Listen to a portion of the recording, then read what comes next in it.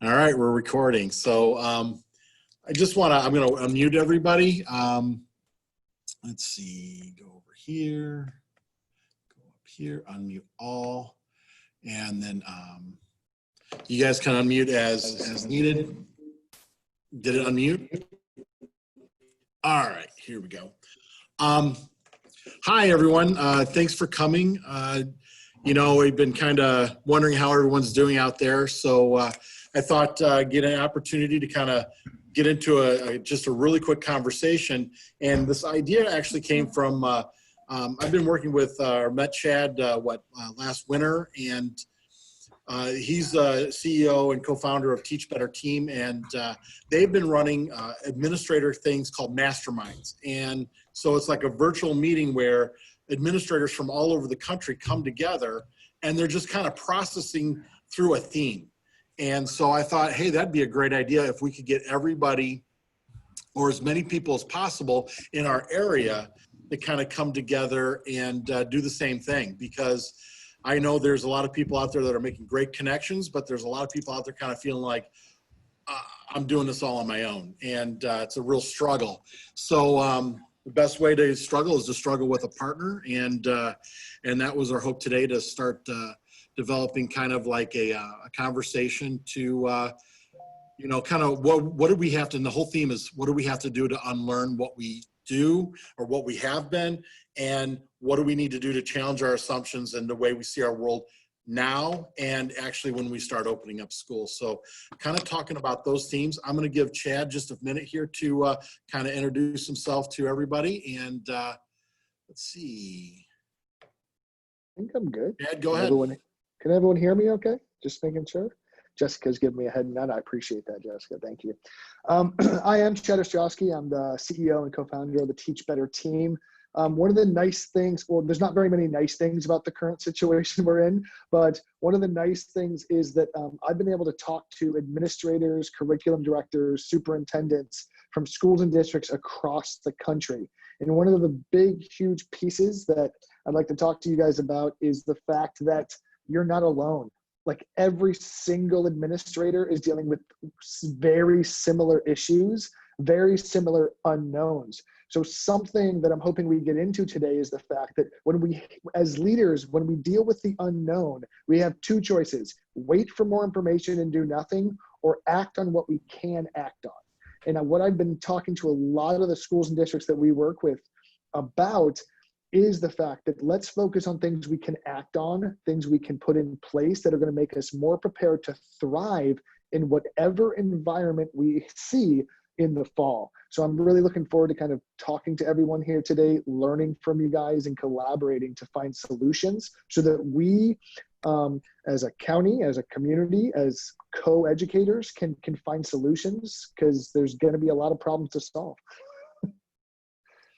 Excellent. Thanks, Chad. Thanks, Chad. What I'm going to do is briefly just kind of call out people's names. If you just briefly kind of talk about who you are and what you do, and what is the status of your district right now, and what are the problems that you're kind of trying to kind of problem solve through. So again, just kind of want to start a dialogue. So I'm going to go ahead and start with Joshua, because you came in first. You were the early bird. I'm going to have you just kind of shout out, give us a shout out about yourself. Hi, I'm Josh Raccoon. I'm the Dean of Science Curriculum for Rockford Public Schools. And as far as like our primary concerns, I think, are just planning for different scenarios, one where we are in person, one where we're not in person, and one where there's a blend of being in person and not being in person. Thank you so much, Joshua. Joy, how you doing? Have a long time no see. So I'm going to have you go next. Hi, I'm Joy Bauman. I'm the Director of Curriculum for the Belvedere School District, and I think we're doing real similar things, just thinking about some different scenarios that we might be in, and really thinking about what our current beginning of the year processes are and what might those look like under those different scenarios. I think we've spent a lot of time in the last week just trying to figure out what's the stuff we can start on right now, and what's maybe things that are wise to leave until maybe a month from now. So all while trying to manage all the normal stuff that we do over the summer. So. That's true. Thanks, Joy. Thanks, Joy. There's no scientific method as why I'm, who I'm calling next. It's just how the Zoom puts you up on the screen. So Carrie Neary, how you doing, Carrie? Hi, Chris. Hey, everyone. So Carrie Neary, Curriculum Director, North Boone Schools. Same, we're in the same as most other people. One of our main issues, too, that we're dealing with is we were not one-to-one, before all of this. So we're trying to get more devices. I know other districts are like that as well. And then we have a pretty large rural population. So even with computers, their internet either is spotty or non-existent in some of our rural areas. So that's been a challenge for us. And then, just trying to plan for the different scenarios of what it'll look like when we reopen and what's feasible for our district. Thanks, Carrie. Hi, Jessica. How are you today? Good. I'm Jessica. I'm the principal / co-curriculum director at Fox River Grove Middle School, or Fox River Grove District 3, with Sandy, who's also on here. Well, right now we're just planning for all the different scenarios for next year. So we've just ended the school year on Friday, and now we're starting to look at what is that going to look like in the different scenarios of if our kids come back, if they don't come back, or we do some type of hybrid model. What kind of professional development do our teachers need, and what do we need to do to make sure our students and our staff are safe? So lots of different scenarios, and just hoping you have all the answers. Yes, and you're in trouble. Thanks, Jessica, for sharing. Dawn, how are you doing today? I'm good, thank you. I am Dawn Barrett. I'm the curriculum program coordinator at Care District with Valerie McCall. She's also on the call. We have started to think about what we want to do for the summer. So we're offering some summer incentives. We're doing a summer Olympics that will get the kids on computer programs that like MobiMax and Freckle that have that adaptiveness, so that the higher students have something that they can do, and then we can get some of those remedial support. And then also, just as everyone else has said, trying to figure out what do we do with all the different scenarios for the fall. Excellent. Thank you so much. We might come back to you about your ideas for summer programming, because I know there's some school district. I know North Boone is kind of struggling with what are they going to do for summer programming when kids aren't getting on. So thank you for sharing. Sandy, you're next.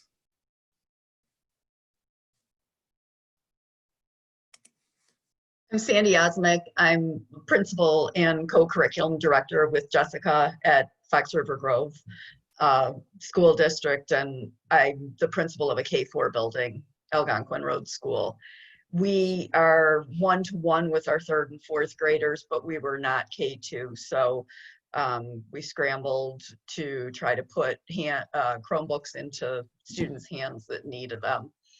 Right now, we're just starting to look at what are the different scenarios. We're putting together a task force in our district made up of administrators as well as teachers, so that we can get their input in a timely manner and see it from different perspectives. So we've got some of our special teachers on it. We've got regular classroom teachers on it. We've got special ed related service providers on it, so that kind of we're hitting the whole gamut.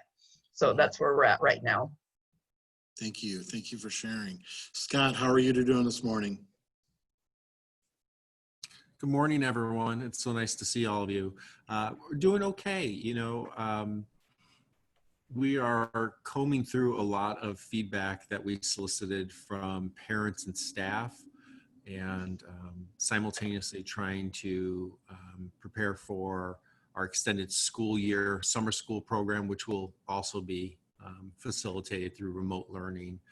But to some of the points that were brought up earlier in the conversation, we're just trying to be as forward as possible, thinking of the different scenarios the fall might look like. And so I'm curious to be part of those conversations and hear from my colleagues in terms of some of their planning and thoughts and ideas. Okay. Thanks, Scott. And I'm taking notes as we're talking, so it's not like I'm being rude on my cell phone or anything. That's over on my left-hand side. You're right. But thanks, Scott, for sharing. Valerie, how are you doing this morning?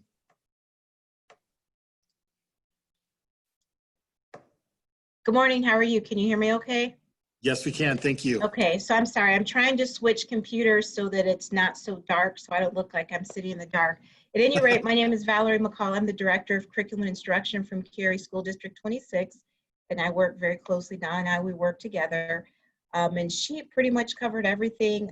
We are doing a virtual summer school this summer that is at no cost to the students in our district. Historically, we've done one where students and families have had to pay like $75 just to make sure that they are engaged and invested in the process. However, we did not feel that we could charge, being that they've received remote learning for free for the whole last, trimester of the school year. And so we've had a pretty good response so far. Our goal is to run some of the programs that we plan to use as support in the fall, to kind of get our feet wet, get accustomed to them so that we can roll them out full steam ahead to support some of the remediation or enrichment that may have to take place as a result of the interruption in learning with our students. So that's why we're using Freckle and MobiMax, and we're also incorporating Alex, which we've used in the past before. Don is going to be our virtual summer school principal. Our students will have an opportunity to earn a silver, gold, and a bronze medal, depending on, different milestones, and it will be self-paced and self-guided. So historically, we've had a teacher who's checked in with the students 2 to 3 times a week. This time, we're not going to do that because we're using the money to pay for the software that the students will be using. We've also talked a little bit about what remediation will look like for our district in the fall, that first 6 weeks, 9 weeks of school. And then like everybody else, we're just trying to figure out what our schedules are going to be, whether we're going to be full steam ahead or a hybrid or a late or just what. Yes. Thank you so much, Valerie. Sure. Shanna, how are you this morning? Is it Shanna or Shana or? It's Shanna, like rhymes with banana. All right, I said it right the first time, which is rare. It's a tricky one. Stories. I'm Shanna Ruffner, the elementary principal in Durand, and just like everyone else, we're just kind of trying to plan for different scenarios and figure out, if we can return to in-school learning, what's the best way to kind of tackle where kids are compared to where they were when they left, and how do we kind of bridge that gap and any skills that are lost while addressing the social and emotional needs of our students. So considering all of those things, today I'm just kind of interested to see the insight and ideas of other districts and what has worked well, so that we can consider those things as we plan to kind of support all of our populations and our families and our staff as well. Excellent. Thank you so much, Shanna, for sharing. Dawn, how are you this morning? Oh, did I already do Dawn? I'm sorry. My screens are flipping around. So I'm kind of going through. So that means Christine, you're up next. How are you doing this morning? How are things in Marengo? We're good here. Hope everybody out there is good as well. Again, just echoing what most of the other districts have said, we've got all these different scenarios to plan for. So, it is a daunting task. I think one of the big things we're looking at is addressing the loss of instructional time and loss of learning for students, especially those in K through 2, because their learning looked very different than the, even third grade did pretty good. But for K2, you're doing so many foundational skills. How do we address that those students did not get all of those things, and where do we expect them to be as we start the new school year? So that's going to mean a big change for our teachers at, first and second and third grade, as far as where are you going to have to start next year to address all of the loss that happened. Again, as a superintendent, for me, it's pretty widespread what all the things that I have to do. So I'm also bogged down with purchasing materials and supplies for next year. What are we going to need to teach the way we're going to need to teach next year? So looking at what can I get for teachers so that if they do have to teach remotely, how could they do that better? Making sure, again, somebody else had mentioned that they weren't one-to-one prior to this. We were not either. And our internet access being in the country is also very bad. So we had students, even though they had computers, still had a really difficult time getting on. So we also have put together a team that will be starting probably in about 2 weeks to create a plan to be prepared for those 3 different scenarios that we might encounter. at the start of the school year, and we're starting out by addressing, we did surveys of our parents and our teachers both. So looking at those first to kind of get that data put together as to what was the issues at home for parents, what are the issues for teachers, and how can we address those so that students can actually learn and get what they need. So thank you so much for Christine for sharing. I'm already seeing somehow we connect some people. Carrie, Christine's probably a good person to talk to, and maybe you guys can network together and kind of talk about that. And I can help facilitate that if needed. So, Raven, we're going to come to you next. How are you doing this morning?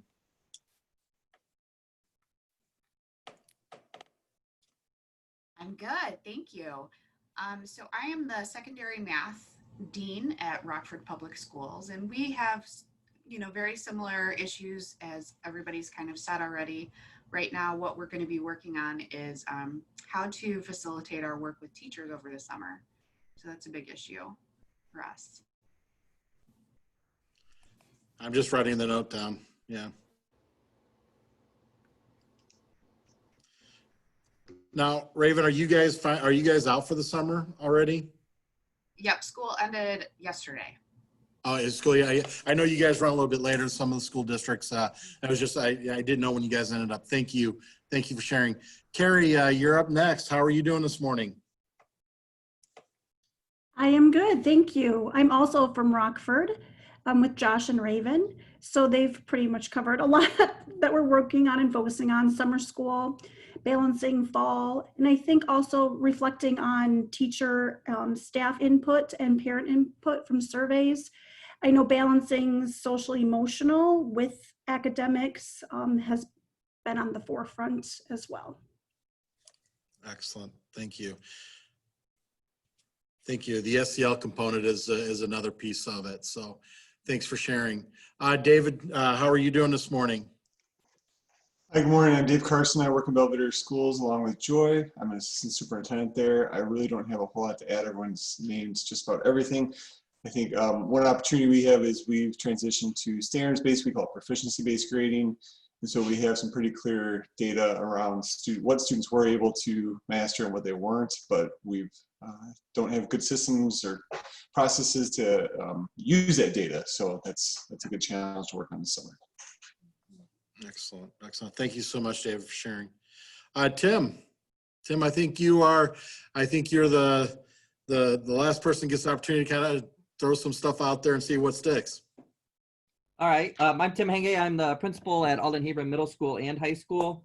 I kind of got in a little late, so I kind of missed what we were supposed to be talking about, but just from hearing everyone's conversations, we're in a similar boat. One thing I did find this morning, though, that I will send to you, Chris, is that I believe the state of Pennsylvania has released a document that shares reopening schools and things like that. So I will kind of blast that out. I found that on somebody's Twitter account. I'm not sure whose it was, but they had kind of mentioned this is what to look forward to in the state of Illinois. So I will forward that so people can start to get a look ahead of that. I'm gonna tap into Chad a little bit because he sees from a more of a national perspective, and we kind of start large and we kind of work small. And I see a couple themes are coming up. Is one of the theme is what do you do when you are not one-to-one? I know a lot of Rockford schools weren't one-to-one yet, and what do you do with spotty internet service? Some of us in the rural areas, we're really struggling with that, and how do we deliver? And then also summer school programs. I've seen that pop up. And then the one thing that Christine brought up is the loss of instructional time. The one thing that was in my mind is those kindergartners who are going to be first graders when we start in the fall. And what is that going to look like for, what are our first grade teachers going to have to unlearn of what those typical first graders usually used to look like? What are they going to look like now? And then also I'm thinking about high school in the sense of freshmen. As they enter in, all those transition years, how they enter in. So the quote that I pulled up this morning that really kind of want to theme this around, or maybe just kind of talk about, is what you don't know is as important as what you do know. So Chad, with that kind of background, what have you been seeing nationally? You guys are echoing a lot of what I'm hearing from across the country: Illinois, Ohio. I talked to Texas, Iowa, Florida, North Carolina, I literally talked to administrators in all these different states, and they're all echoing the exact same thing.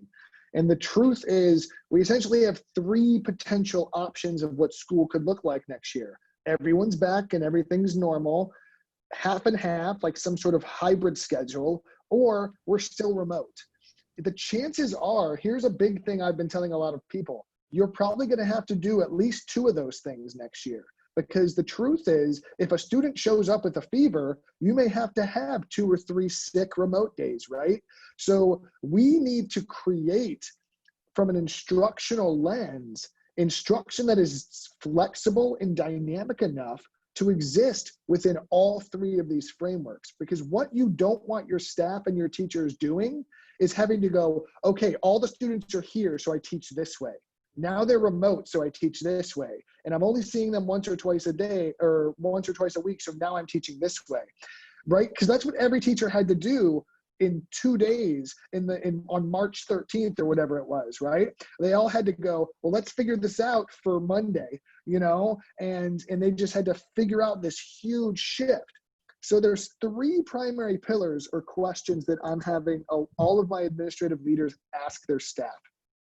And these are questions that I'm helping them answer, but there are 3 primary pillars. One is, do your students have access? Is there universal access to the curriculum? So however your teachers are delivering their instruction, do all students have access, whether they're in the class, whether they're outside of the class, or somewhere in between? Some of you address this with the one-to-one, but if you're in the country, you have to have that backup plan of some sort of maybe paper-based or mail-based school items that you have to send students. So universal access, right? The other thing I talk to teachers about is is asynchronous learning. So can students work ahead or behind based on what they need? So I work with a ton of schools on self-paced mastery standards-based learning. And one of the big things that I got inundated with was, we do something called the grid method, but I got inundated with text, emails, and calls from teachers across the country that said, I'm so glad I was already doing this in my classroom, because when we shifted to virtual, my students could already access their materials. They already knew how to work at their own pace. And the third component, the third question I would ask is the feedback, grading, and support your teachers are providing standards and mastery based? Because here's the truth. We can no longer, and Dave, you guys are like ahead of the game down there. So like, that's awesome with the standards based. I love that. It's something I preach all the time. And it's because here's the truth. When we look at those gaps that a lot of you talked about that we have to approach in the fall, it's not going to be about them finishing 8 worksheets about the topic. We're going to have to assess, what do they know, what don't they know, and how do we close the gap? So what teachers need to consider is, which standards do we need to focus on in that first 6 weeks? Which standards are we okay on, and how do we move forward? So once again, when I talk to teachers, and a lot of what we show schools and districts kind of include these things, but do the students have universal access? Can they learn at their own pace, asynchronously, right? Because if I'm there Monday and I'm not there Tuesday, I need to be able to continue learning, right? Or if I'm behind or I miss a day because I have a fever, I need to be able to continue learning. And the third thing is, are there holistic, non-punitive feedback and grading practices that are based on mastery and standards in place, right? So if a teacher, in my opinion, and based on evidence that I've seen, if a teacher has all 3 of these things in place, whether they're using the grid method or whether they're using some other instructional framework or just a really awesome teacher, if these 3 things are in place, whether the students are in the classroom, whether they're kind of in the classroom, or whether they're not in the classroom at all, is irrelevant, because the information and the content is flexible to thrive in all 3 environments. So when we're talking about instruction, those are the 3 questions I would ask your teachers. Those are the 3 questions as a district, as a school, that I would be wondering. If I have any teacher in any classroom, are those 3 questions, are those 3 things in place? Because if they are, you're ready from an instructional standpoint. There's still a lot of logistics and a lot of things that I'm not good at, but instruction is one thing that I do like and I am pretty good at. But So those are really the three pillars that I've focused a lot of my energy and time on, helping teachers, schools, and districts from across the country. Joy or David, can you kind of talk about your journey to get to where you're at? I'll jump in. So the school district started 7 or 8 years ago, working on prioritization and developing scales. So I think that's really the prioritization work. I think even those like our school district that have done that, we probably have to revisit that, because what we feel like we can normally accomplish in a traditional school year, I think we need to get even more clear about what is most essential, most critical for our students to be able to make progress on during this year. Okay. I'll just add to that too. We've spent a lot of time trying to vertically align those priorities just to make sure that there's some good continuity and consistency across grade levels and levels. And I think the benefit of that process has been it's been able to help us really dive into what those standards mean and thinking about how kids progress through them. So it's just been a lot of tool creation to help teachers know what does the curriculum look like in my grade level and what can I expect kids to maybe build on from previous years. You know, I know Belvedere's been on this journey for a little bit, and so the part that I'm sitting here trying to unlearn in my head is that natural progression to get a district there. We have school districts that are on that journey or whatever. All of a sudden, this situation happened, and like Chad said, we have these three scenarios. We're either going to come back in the fall, full on, let's go, where it's business as usual or business as it has been, or it's going to be halftime, the 3-2 days or whatever they're talking, or we're totally remote again. So how's everyone else feeling about hearing that we know what the right thing to do is, but now we have the summer to kind of try to put some of these things in place?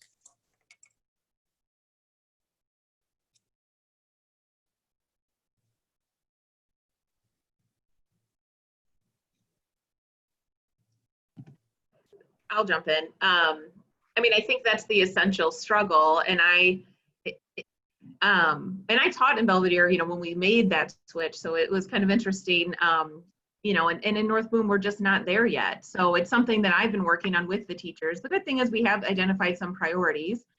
So that's really what we can start with. But, that skill-based lens, is still something we're working on to help make sure that we see that our students, what do they know, what do they not know, and how do I close the gap? We still have a lot of content-based thinking, especially at our upper grades, here. And so that's that big shift that we're just not quite there yet. And so I would say that's one thing that we struggled with, curriculum-wise. The one thing that I did have our teachers do at the end of the year is I made this quick grid where they could go in and fill out kind of like what were the priority standards that you were able to actually teach prior to March 13th? What were you not able to teach? Well, what skills did you have your students practice over, the extended learning time? So I had them fill that out, and then we did grade level articulation meetings. This was all virtual. But so that way they could talk in between grade levels. And then of course that transition, as they're transitioning from one building to another, we put a lot of emphasis there too, because it's easier within a building. But when you're transitioning, we have more transitions. We have, three. We have a 4th to 5th transition where we have a new building, a 6th to 7th where we have a new building, and then an 8th to 9th. So we had, we have one more transition than some other districts do. But that was very beneficial for our teachers to be able just to sit down and have those conversations. And then they could see, okay, this is where, this was the last thing that they really were able to teach. You weren't able to fully teach over this extended time, at least we weren't. So that I think was really beneficial and good for our teachers to be able to have those conversations and for them individually to reflect on what they were able to do during the extended time with kids. Thanks, Carrie. Sandy or Jessica, can you kind of share your experience from being in a smaller school district and co-leading this out? Can you just kind of share your experiences with this? Yeah. it was, we had some students obviously that were very engaged and some that weren't. I was going to say that for me, and thinking about my teachers, I think one of the challenges that we're going to have in understanding where our students are when they come back is especially for our younger kids. You know, the computer manipulation and that piece of it, how do we prevent that from getting in the way of them being able to really show us, assuming we're not back in person, what they know and they can really do. We relied, I think, a lot on parent support and parents helping us out during this remote learning time, and how can we hopefully move a little bit away from that so that our students are more independent, or as independent as they can be. So I see that as a challenge when we return in the fall, is to really, how do we get a good handle on where they are. In my school, we moved to standards-based grading this year, which was interesting. I thought we were doing pretty good until March hit. And then, you know, I had my teachers share what they were able to get to, what they weren't able to get to, and shared with parents that some of the standards wouldn't be assessed simply due to the loss of instructional time. I don't think teachers felt comfortable necessarily giving them a report of where they felt the kids were, not having a good read on that. So one of the things that I think would be helpful, and I know that I believe it's the state of Maryland has prioritized their standards. When I look even at what we've got on our report card and the amount of instructional time that we have, how do we even begin to prioritize what we've already narrowed down? And especially at the K2 foundational level, how do we make sure that we're really hitting the skills that are going to be built upon in the future? And there's so many. So that's, I think, the challenge that we've got in a smaller district. I would say that in some ways it's a little bit easier. We have 4 administrators, so it's easy to have a conversation. I've got 2 teachers at each grade level, so I feel like there aren't as many layers as there would be in a bigger district, and we can just have those conversations very simply so that we're all on the same page and can easily communicate. Excellent. And as Sandy said, she transitioned to standards-based grading K4 this year, and we're rolling that up. So our 5th graders will transition at my middle school next year. So then I'm throwing that at my teachers, and I know they're already stressed out about that, moving to standards-based grading, plus the complete unknown of what the school year is going to look like. But then maintaining that traditional grading scale at the 6th, 7th, and 8th until we get the kids rolled up and through there. So yeah, lots of challenges and lots of things to consider as we move forward. But Sandy did a good job covering most of it. Excellent, thanks, Sandy. You know, that just brings up a question in my mind, Jessica. What you just said is that, you know, how are everyone in the room kind of handling the priorities of what has to happen to move the district forward, and at the same time being sensitive to the staff and their needs for professional learning, and having maybe 3 different scenarios in the fall? How you know, I want to enter in that discussion because in my mind, I'm thinking, you know, being in your seat, a lot of your seat just recently, how do you look at your strategic plan, or what needs to happen next year to keep moving forward, and what do you push forward with, and what do you back off with? So anybody else struggling with that or having those discussions internally? Scott? At the middle school level, we were planning on implementing some instructional shifts, specifically with our science curriculum.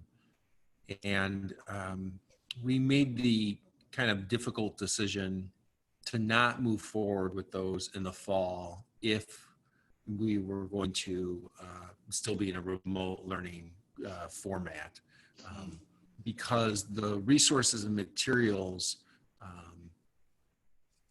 are new to our staff, and the feedback that they provided was that it would be difficult to sort of transition with something new in the remote learning format. Now, with that being said, the agreement that we kind of made with them was that when we do return, we will finish that marking period, if you will, so that we can kind of conclude things as is, but then with the new marking period beginning, transition to those new practices and new resources. They were honest and provided a lot of insight. And as much as we wanted to move forward with the new stuff right out of the gates and saw some of the benefits of that, we also understood the complications and the challenges it would cause. And so it's just sort of a realistic example of how we've had to sort of adjust our programming and planning as a result of some of the unknowns. Thanks, Scott. Anybody else out there? So I can say that I'm a big proponent of all standards for all students. I think it's really important, especially from the science lens. And I know that traditionally there's been things that just don't get covered. Sorry, my camera's there and my screen's there. There's things that don't get covered. Just kind of, that's just sort of how things go, right?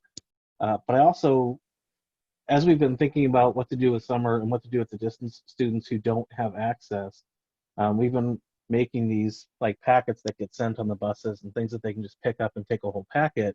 And our focus has been on like the core of what science is, and social science and ELA and all these different things together is really just learning to ask good questions and be curious, then to get some information, gather some evidence for the third part, which is making a conclusion and communicating out that idea. So my current thinking is I'm less concerned about do they understand, the Krebs cycle of, or mitochondria, like what happens inside them, more, hey, here's this thing that I don't understand. How can I learn about it? And then how can I communicate that to other people? So while I don't want to just throw away all the standards, I do want to keep that focus in mind about, how can we move forward with what would be useful, because those are useful skills in the real world, right? I do know. Go ahead. I was sort of curious. I know that because I used to teach at Belvedere too. It's like apparently the thing to do. So I was curious. Do you guys in Belvedere, do you have a sense of how what % of your population was engaged remotely? Good question. So we had about 10% of our students that weren't engaging on a weekly basis, Josh. Is about, and again, we, like many of you, have a lot of students who, even if they have a device, don't have reliable internet access, on top of other issues that students may have in terms of family life or other circumstances too. And Josh, I wanted to build on something that you were talking about. I think that's some of the early conversations that we've had with our instructional coaches, is that it's not so much the content standards that we need to focus on, but some of the practices. We've been talking about the mathematical practices, the engineering practices. It's the thinking habits that we want our kids to really stay engaged with next year. It's highly likely we won't master all the content. We won't be able to do the same type of instruction, but we certainly can prepare them with the dispositions they need to be able to continue that learning later. So Right. that really resonated with me, what you said. And I think it's also how we are as people, right? Or at least how I am as a person. I see a thing that interests me, I get a little obsessed about it. I read a lot, I learn a lot about it, and then I either use it or don't use it and kind of move forward. But that's the thing that we want students to have the skills to do, because they're not all going to be biologists. They're not all going to be mathematicians, but they should all know how to use those skills to live their best lives.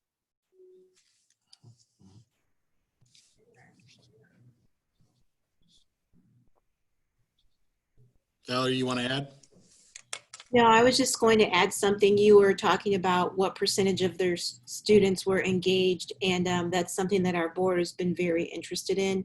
So we actually did a survey of our teachers, our classroom and our content area teachers, and it looks like we're right around, depending on the grade level, upper grades, it kind of declined a little bit, 6th through 8th grade, but we're right around 70 to 95%. So when you're in 6th through 8th grade, it was around 60, 70, 80-ish. And then K-5, it was, 80s, 95%. Yeah, has that been holding pretty true nationally? That or lower. I've had, I've talked, so I've had some schools that are like at 40%, 50%, due to severe internet shortages. So something I'm challenging a lot of them to think through is, this is also where sort of mastery comes in, right? So if your definition of engagement is like, I logged on to cite this website or did this, and that's how you're like measuring. Because I talked to an administrator from, I think it was Florida, and they said, well, we just counted the students, if they logged in, they got credit for like attending basically. And that's the data they were using. And so I think in crisis, in the middle of the pandemic, when all this first happened, that makes perfect sense to me, because you're just trying to keep the plane flying, right? However, we need to reconsider what we need to, based on the theme of this, unlearn, and what we need to change for what's going to be a new normal. So what we don't want to do is keep kicking the can down the road and keep kind of easing all of these expectations. We want to be able to create an educational environment there where students can truly thrive, learn, and grow regardless of those circumstances. So something I'm challenging a lot of people to do is, so engagement right now could be just logging in, but thinking about the fall, when we define engagement, if we transition to mastery and we have clear targets for students to meet to demonstrate that mastery, we can then focus on, can you do this, yes or no? And then if not, we can provide the support to get you there. So it's not about do 5 worksheets, do 5 Google Forms, do 5 this. It's, can you do this? Like, let's create targeted assessments and backwards design and universally design our instruction to meet those targets. That way we can figure out where the kids are so we can get them to those sort of checkpoints, objectives, or targets that we're measuring that mastery based off of. So you're not alone for sure. It's definitely a challenge, but you're also not doing too bad compared to everyone I talk to. So that's okay too.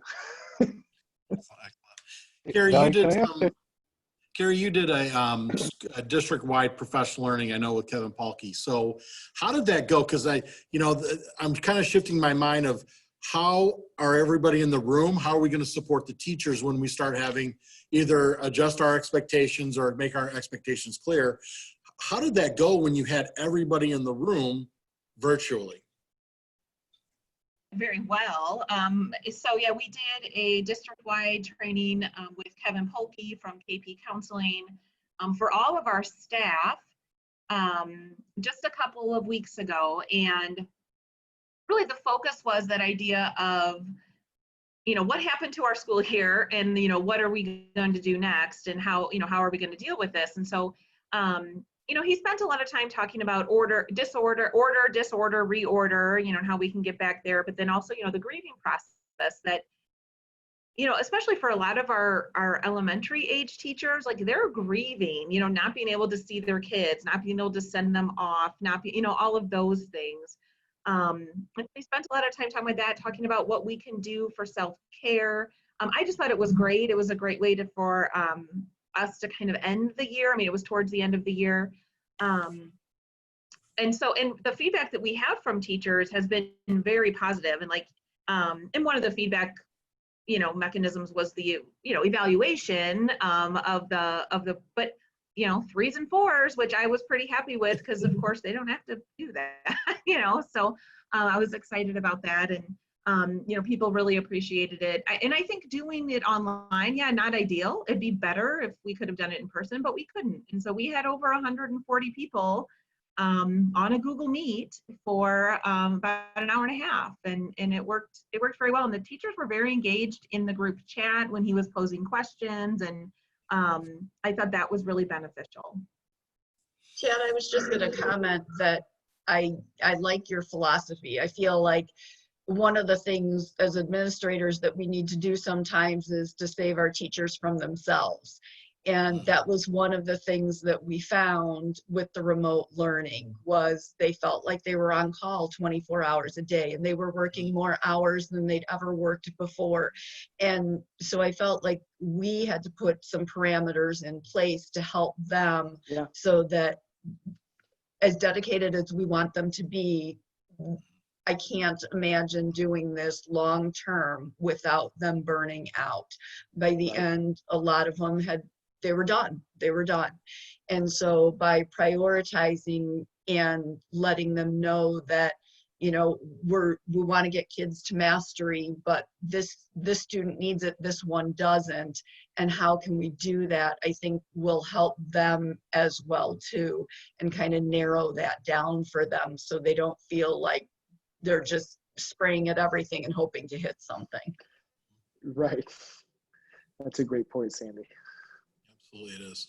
It's something we don't think of. We always had those teachers that show up at 7 and leave at 7 and you know, kind of out of place, out of mind. But now it's like 6 o'clock till 10 o'clock and parent emails or so. How's everyone been handling feedback to teachers like that, Sandy? How are you able to kind of add those boundaries into, like, people relax, stop, back off a little bit, you're killing yourselves and we don't want that? How did other districts handle that? I know in our district in Belvedere, we are blessed with having a lot of instructional coaches, and they probably had some of those conversations more often than anyone else with teachers. But I know we tried to really normalize some of the things that people might be going through. Like, you might be navigating having your own children at home and making it hard to work. That's okay. It's okay if some days you're not as productive as other days. That's okay. And just trying to, if anything, get people to keep communicating when they were struggling, and encouraged people to work with their teams so that they could share some of that load. I think it was interesting to me, the most frequent time that I would get emails from teachers was around between like 11 p.m. and 1 a.m. So I knew they were working at that time, and there wasn't a whole lot I could do other than to keep saying, make sure you're taking care of yourself, and it's okay if this takes a little bit more time than it typically would. One of the things that I tried to do too was every 3 days or so, I would send a survey out to the teachers, just checking in how they were doing. I tried to put humor into it using different memes and different pictures to indicate how they were feeling. And at the bottom, I had an area for comments, and I found that teachers were willing to share things there that they may not have shared if we were in a Zoom meeting or a Google Meets, or even if I had just emailed them. And then based on the responses, I could reach out to them individually and see, okay, how can I help you and what can I do to support you? And I found that to be helpful, and I think a comfortable way for teachers to communicate and say they needed help without having to, you know, send me an email or call me or do a meet and say, hey, I need help. Anybody else out there that kind of struggled through this or kind of had to discuss with their teachers what are appropriate boundaries? I noticed that, I'm sorry. Go ahead. I was just going to say, we noticed that not only the teachers were working later than we thought, but the students were getting on later than we thought, because so many of them were essential workers. So they were off, especially at the high school level, they were off like working during the day, and then they come home and do their work. So sort of the expectation of when they were going to be doing work also had to shift a little bit. So we would get, you know, a lot of emails later in the evening, but also we wouldn't be able to contact people in the morning. So I think we just had to adjust what our expectations were a little bit. That is an interesting concept to kind of unlearn. That says if it's asynchronous and they can get on whenever, you know, we know teenagers, they'll sleep till noon. I've got several of them at home, and you know, then they start the day. But that's very interesting on what are those expectations and kind of figuring out how do we handle those expectations. So anybody else want to share what they kind of ran into? Christine, were you going to say something? Yeah, we also had the same issue with people getting on late, but again, we're an elementary school, so we were surprised at how many we had getting on at 8, 10 o'clock at night with first graders, things like that. And realizing with parents working from home, sometimes they didn't have the internet capabilities for 2 people to be working at one time.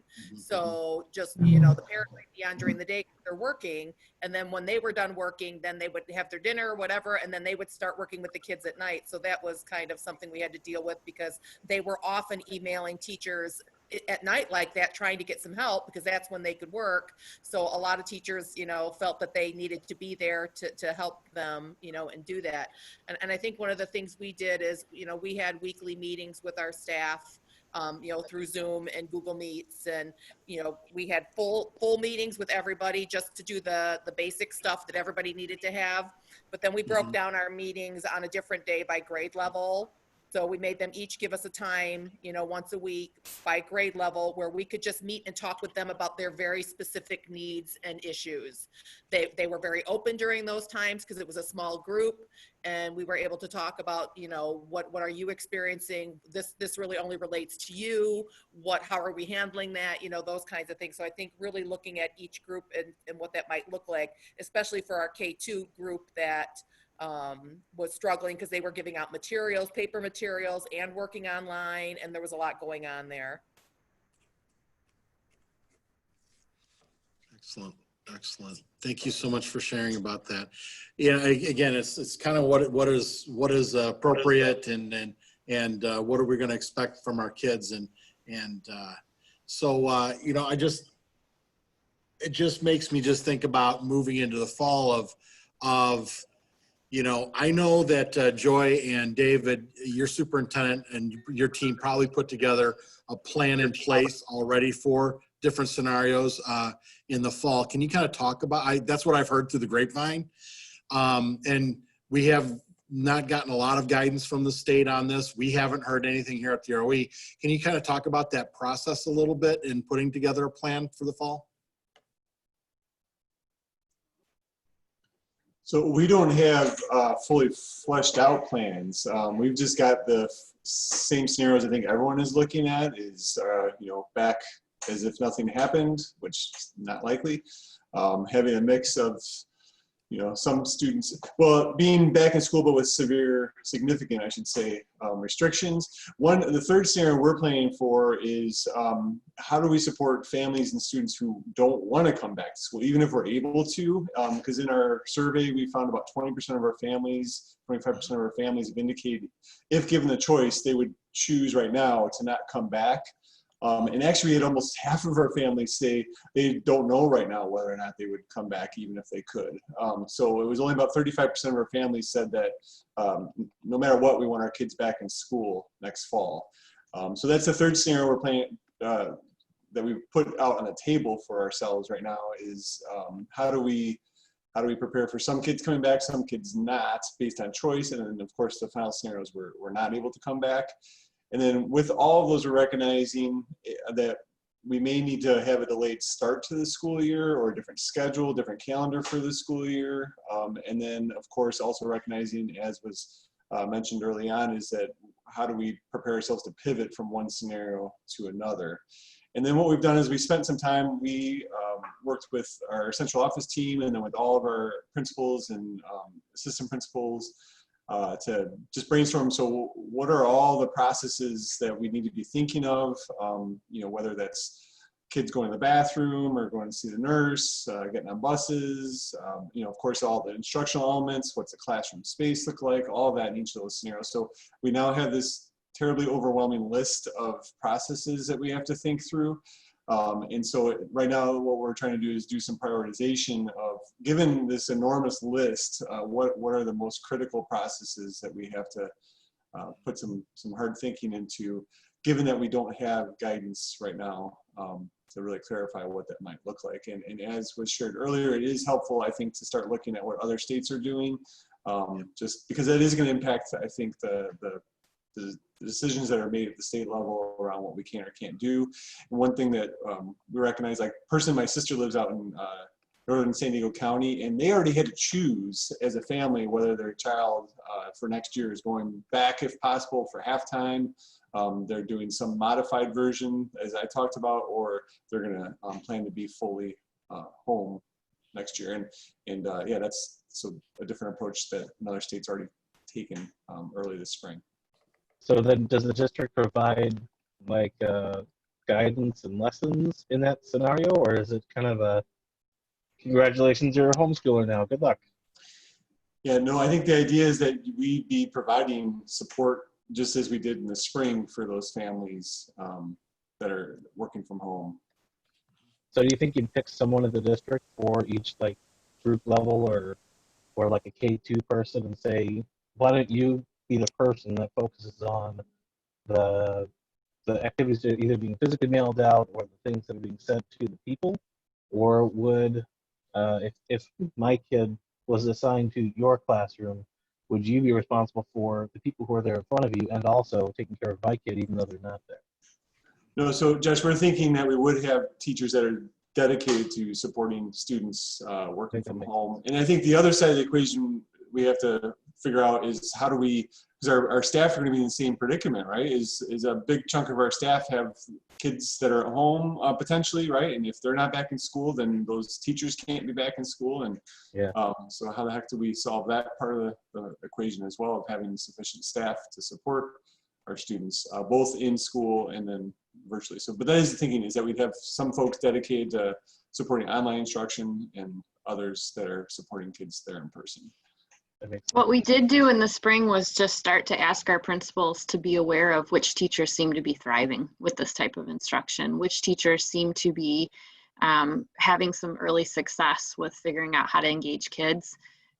I guess for the purposes of maybe that being one of their responsibilities this fall, or even just a person that others in the building could learn from. And so that was something, there were some natural kind of bubbling up of teachers that just seemed, it clicked well for them. Yeah, I imagine there's a lot of variance in that success range. Mm-hmm. You also consider adding counting an additional class for that teacher. For like, if it's like a 6th grade science teacher, one of their core classes could be an online course that they could run synonymously with their live course. Does that make sense? So like, you would just take a live course from them and add a digital course. So like, if let's say 20% of your students are like, no, I'm not sending my kid back to school, you could essentially say one of your preps is this online component. This is the exact scenario that scares me the most, because then we have to provide an equitable access to the same quality of education. It can't be packets for one group and really good instruction for the other, which is why we need our teachers to holistically create, answering those 3 questions I talked about, an educational experience that works in both places. Because then that gives you the flexibility as a leader to go, by the way, you know, the remote learning resources you have, like you're going to be doing just those, you're going to be doing that part with this other group of students. Then you can actually, instead of having to hire additional staff, you can actually use your existing staff to kind of still take care of the students that need it. Once again, there are other pieces that I'm probably not considering, like from an administrative lens here, but I think if the instruction is flexible enough, it'll solve a lot of those initial gut problems that the teachers will have on making some of those shifts. I can say as the person who was writing the activities that people were doing who were remote, it is very time consuming to come up with something that is useful, that you are providing all the materials for, that you can assume that they have nothing except for what you send with them. Right. And is still like moving forward on the things that you want to move forward on. And we were just focused on, asking questions, gathering evidence, making conclusions. And it was still very time consuming. So as a teacher, I would be, or as an admin, I'm nervous that saying you're going to have these 5 in-person classes and this 1 not in-person class. Sure. I think that's a pretty big challenge.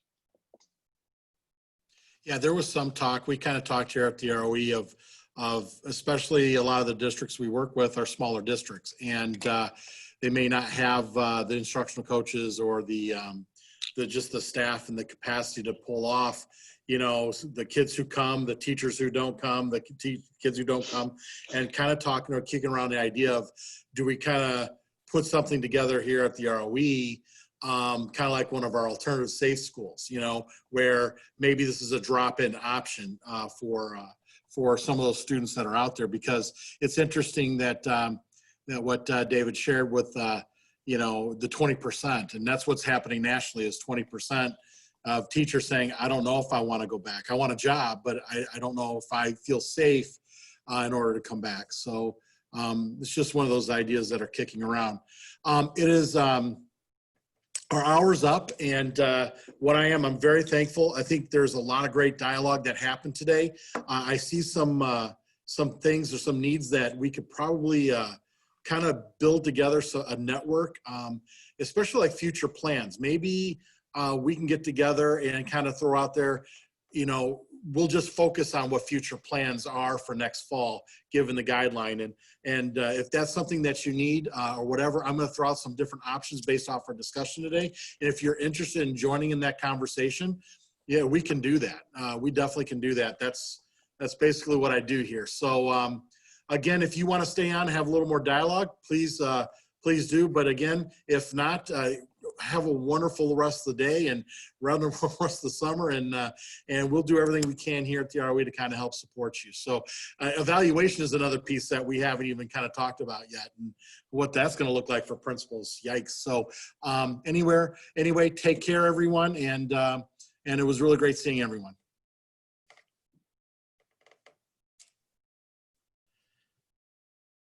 Is that basically, Chad, what you're hearing across the nation about the same kind of dialogue? Really similar. I think it's nice to localize it though regionally. I think that helps the discussion be a little bit more focused, because what I really liked is that now that the year is over for most, that the discussion has shifted from logistics of like graduation or getting kids their stuff from their lockers. Like when we first started having the discussions, a lot of